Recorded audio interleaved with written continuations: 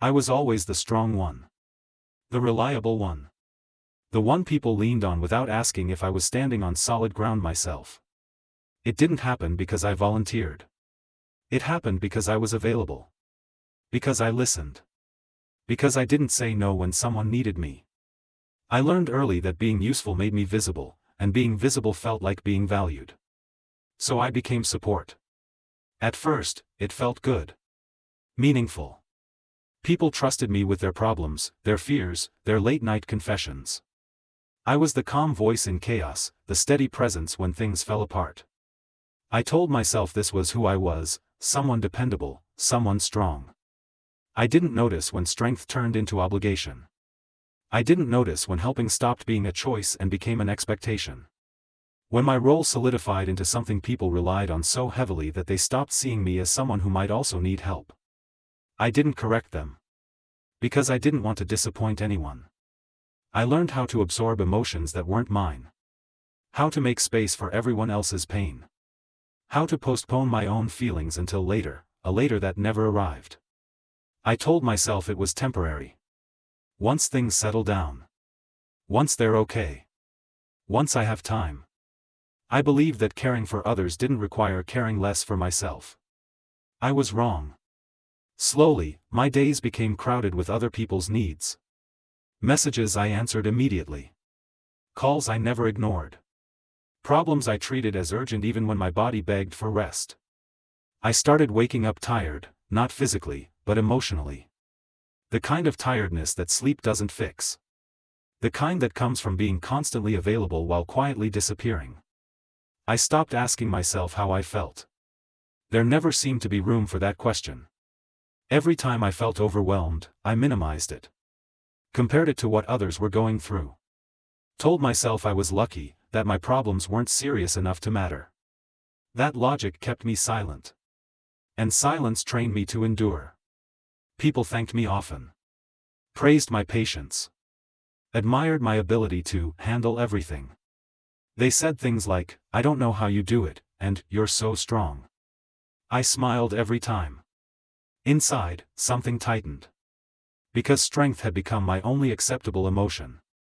I couldn't be tired. I couldn't be uncertain. I couldn't need.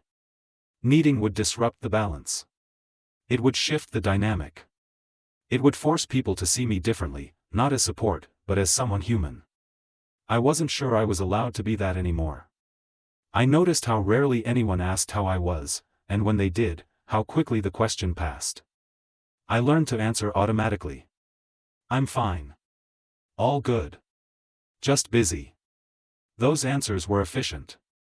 They also erased me. I became the person everyone relied on and no one checked on. The one who showed up every time and never arrived for themselves. I told myself this was loyalty. This was love. This was what it meant to matter. But something inside me was thinning out. I started feeling resentful, not toward anyone in particular, but toward the role I had accepted without negotiation. Toward the version of me who never asked for anything in return. That resentment scared me. Because it felt selfish. So I buried it. I kept showing up. Kept listening. Kept being strong. And every time I ignored my own limits, I taught myself that they didn't count. I didn't burn out all at once. I emptied out slowly. One conversation at a time. One unspoken need at a time.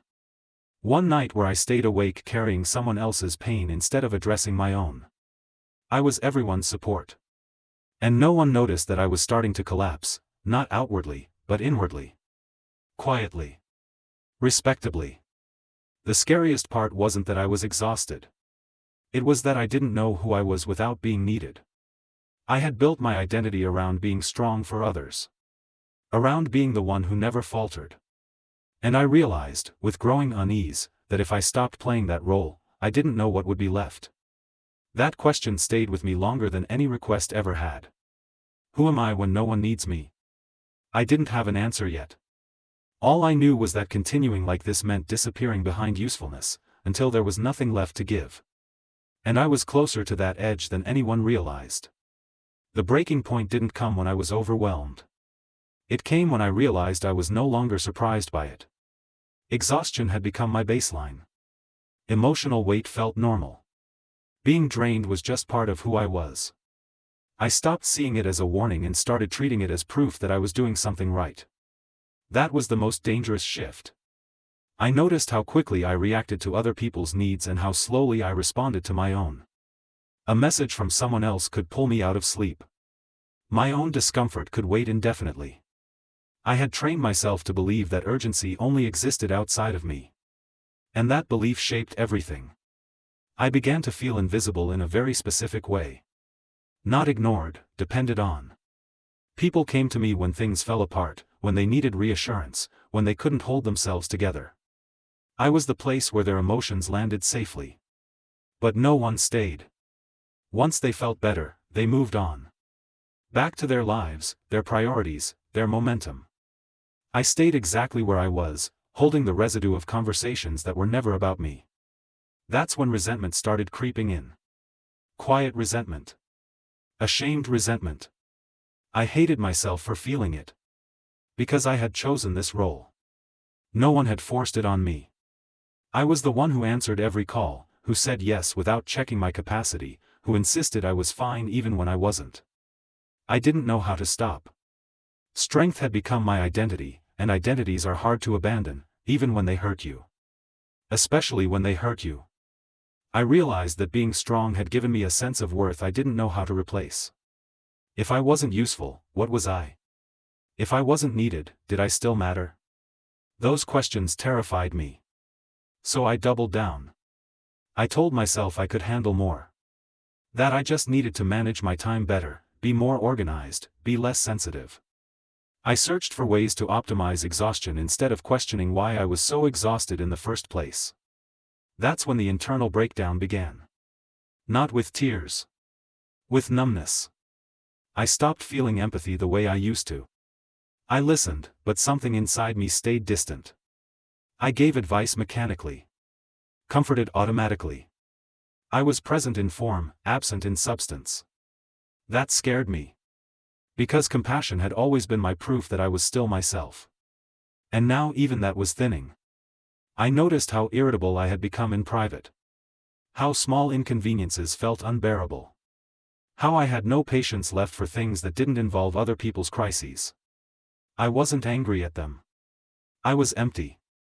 And emptiness doesn't replenish itself by giving more. The moment of clarity came one night when someone reached out to me, again, and instead of concern, I felt dread. Not because I didn't care about them, but because I had nothing left to offer. I stared at the message for a long time. And for the first time, I didn't answer immediately. That silence felt wrong. Dangerous. Like I was violating an unspoken contract. My chest tightened with guilt. My mind raced with explanations I would need to give. But beneath that guilt was something else. Relief. That scared me even more.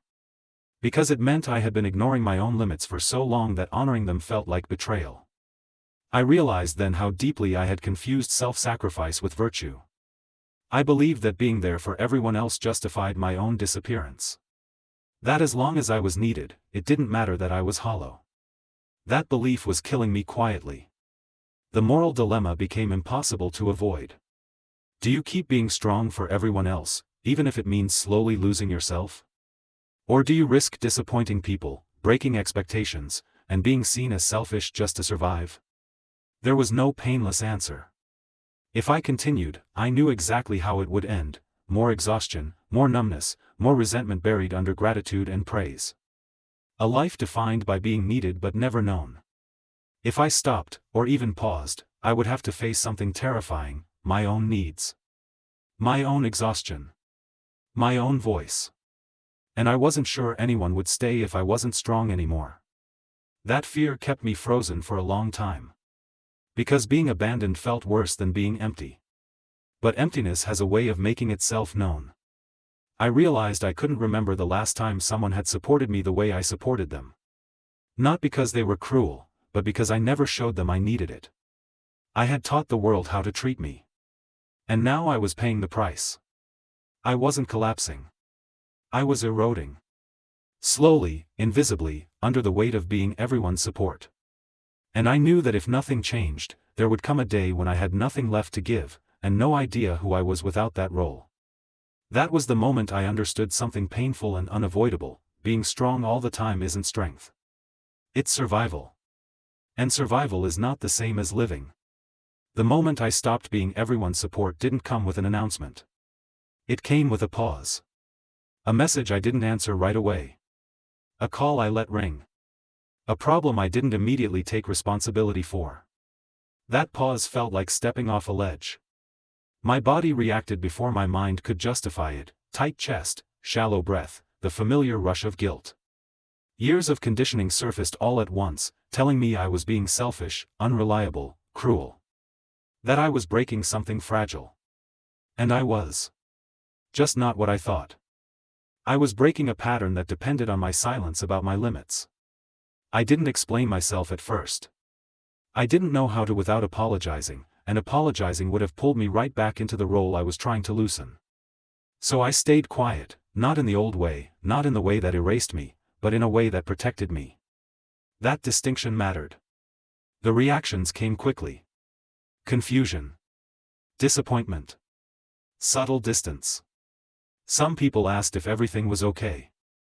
Others didn't ask anything at all, they simply stopped reaching out as often. A few made comments that sounded harmless but landed heavily: "You're not like you used to be," or "I guess you're busy now." Each one felt like a small cut. Because they confirmed my fear: my value to many people had been tied to my availability. I questioned myself constantly in those early days. Wondered if I was overreacting. If I was being dramatic. If I was abandoning people who had trusted me.